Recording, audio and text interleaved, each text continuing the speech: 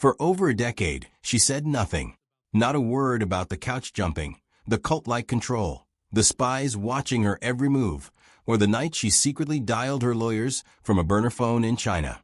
While the whole world was asking questions, Katie Holmes kept her silence so tightly locked that even Leah Remini, one of Scientology's most fearless critics, admitted she couldn't get close to her. But now, at 46, something has shifted. Katie Holmes is finally speaking. Not loudly, not on some tell-all interview couch, but through her actions, her words, her choices, and recently through a social media like that sent Hollywood into a frenzy. She is telling us everything. And once you piece it together, the picture is nothing short of jaw-dropping. This is the story she was contractually forbidden to tell. Until now. The girl they didn't see coming. To understand what happened to Katie Holmes, you have to understand who she was before Tom Cruise ever entered the picture. Because the girl the world saw willingly walking into one of the most powerful and controversial organizations in Hollywood, that was not the Katie Holmes that Toledo, Ohio knew. She was the youngest of 5 children, raised in a tight-knit Catholic family with deep values and deep roots. Her father was a lawyer. She kept a perfect 4.0 GPA at Notre Dame Academy. She scored 1310 out of 1600 on her SAT. Columbia University accepted her. She was going places, and, on her own terms, acting pulled her in a different direction. An audition tape filmed in her parents' basement, with her mother reading the other parts, landed on the desk of director Ong Lee, and then the producers of Dawson's Creek.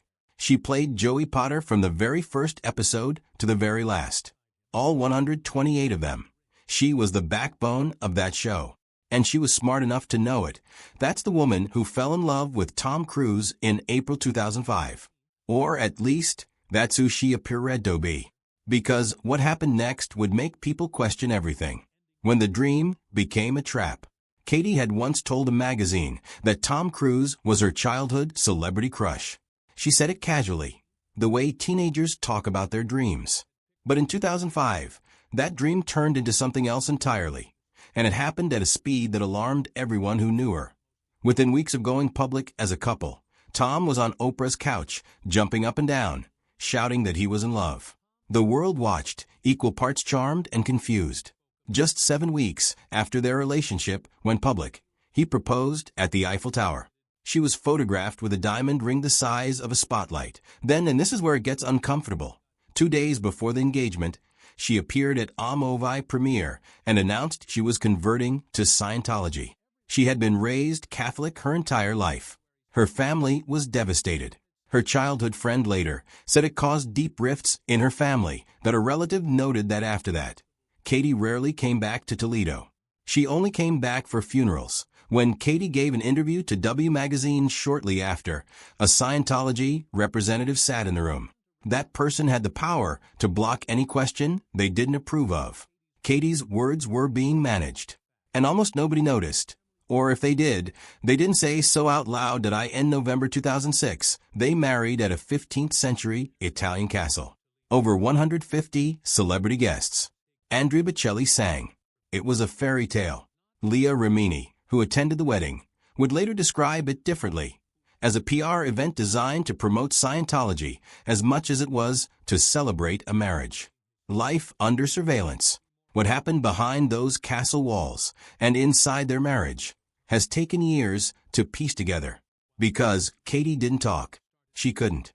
But the people around her did. Former Scientology executive Marty Rathbun, who once held one of the highest positions in the church before leaving, has stated that Katie was monitored the way a target is monitored, comparing the level of surveillance to that of East Germany's secret police, the Stasi. People around her were reporting in her constantly. Even members of Tom's own family, including his sisters, were passing detailed information about his daily life up the chain of command, directly to Scientology leader David Miscavige. She was an actress before this marriage. During it, her career stalled in strange ways. She turned down the chance to reprise her role in The Dark Knight, a film that would go on to become one of the highest-grossing movies ever made, and chose lower-profile work instead.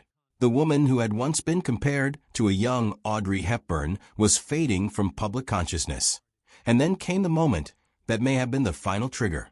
When Katie learned that Tom wanted to send their daughter Suri to Gold Base, Scientology's secretive compound in Gilman Hot Springs, California, used to train the most devoted members, she made up her mind. It was over. She just needed to make her exit without anyone seeing it coming. The Great Escape, planned in secret. What Katie Holmes did next is one of the most precisely planned exits in Hollywood history. And it happened while Tom Cruise was thousands of miles away filming in Iceland, in mid-June 2012. While she was in China, Katie's team handed her burner phones, disposable devices that couldn't be traced. She used them to call lawyers in New York. She also used them to call Nicole Kidman, who had been through her own painful divorce from Cruise a decade earlier. Nicole told her to stay strong and be careful. The phones were swapped out regularly to prevent detection. She had retained not one, not two, but 3 law firms across 3 different states.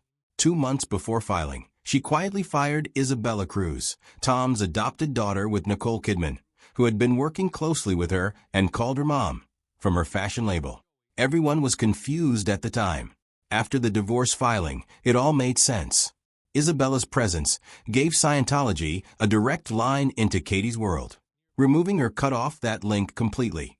She also chose to file in New York rather than California, a legal decision that gave her far better odds of securing sole custody of Suri. In California, courts preferred joint custody. New York courts, when parents strongly disagree, often award sole custody to one parent. She even rented a Manhattan apartment in advance, under the guise of wanting privacy. She was building her case piece by piece while the world watched and suspected nothing. When she finally called Tom in Iceland on June 28, 2012, to tell him the marriage was over, he did not see it coming. Neither did the church. Insiders later described it as one of the most shocking moments in Scientology's recent history. Mark Headley, a former church official, put it plainly. Katie outwitted some of the most controlling people on earth. The divorce was finalized in just 11 days. The silence she was forced to keep.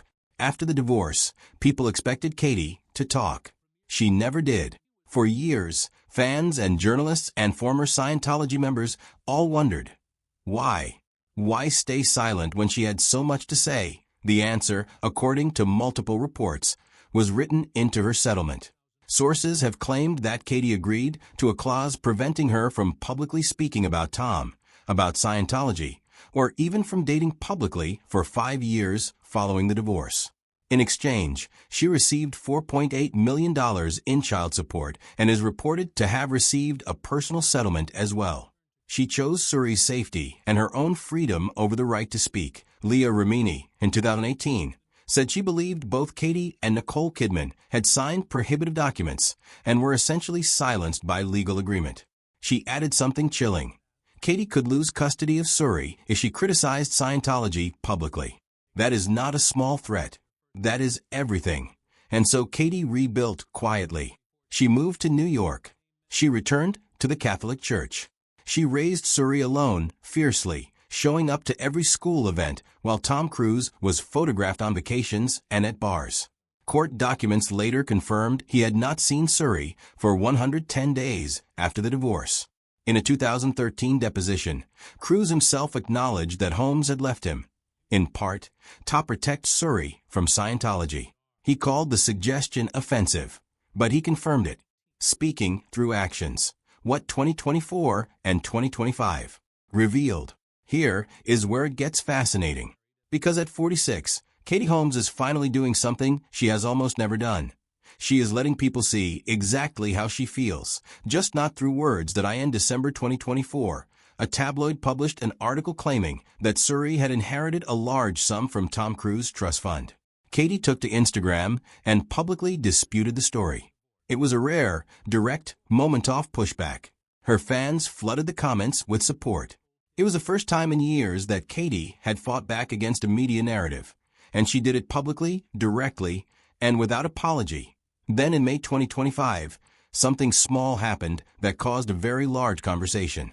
Katie Holmes liked an Instagram post confirming that Tom Cruise and actress Ana de Armas were in a relationship. She liked it.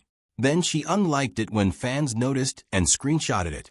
But the internet had already seen it, and the message was unmistakable. Whether it was deliberate or accidental, it said, "I see what's happening and I'm watching." Reports followed that both Katie and Nicole Kidman had privately rallied around Ana de Armas after she and Tom allegedly split in October 2025. Two women from different eras of the same story, finding each other again through a shared experience they are both still not allowed to fully describe. The daughter who said it all.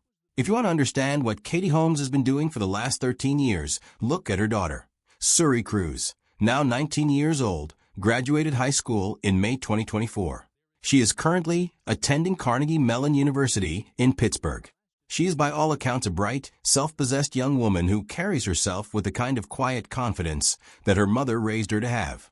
And she goes by Suri Noel, not Suri Cruz. Noel is Katie Holmes' middle name. The daughter of one of the most famous men on the planet dropped his last name entirely and replaced it with her mother's. That is not an accident. That is a statement. Tom Cruise reportedly has not been photographed with Suri since 2013. He missed her high school graduation. He missed her move into her college dorm. As of early 2026, insiders told multiple outlets that Cruise has quietly begun trying to reconnect with Suri, on her terms, with no expectation. He reportedly knows that she is the relationship he most needs to repair. Meanwhile, Katie told Town and Country simply, "I'm proud of my daughter. Of course, I will miss the close proximity, but I'm really proud of her and I'm happy." That's a woman at peace with what she built. What her silence actually said. Here is the truth about Katie Holmes' silence. It was never weakness. It was strategy. It was a woman who had watched what happened to Nicole Kidman, who lost contact with her adopted children after leaving Cruise, and decided she would not let that happen to Suri. Not for any price. Not even for the satisfaction of telling her story.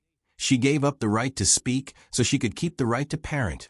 And every single year since 2012, Suri has stayed close to her mother, free from the church, free from the surveillance, free from the compound and the control, carrying her mother's name into a brand new chapter of her life, AT46. Katie Holmes is not breaking her silence with a memoir or a bombshell interview. She is breaking it the way she has done everything in the last 13 years, quietly, deliberately, on her own terms. Through an Instagram, like here. Through a public rebuttal there. Through a daughter who dropped the name Cruise and never looked back. She always said she didn't want that moment in her life to define her. She said, "I was an actor before, an actor during, and an actor now." But what she didn't say, and what the last decade has made undeniable, is that she was also something else the entire time. She was a mother who outplayed a system that had beaten every woman before her. And that, more than any interview she could ever give, is the loudest thing she's ever said. That if this story moved you, hit that subscribe button, because this is just one chapter of a much bigger story still unfolding.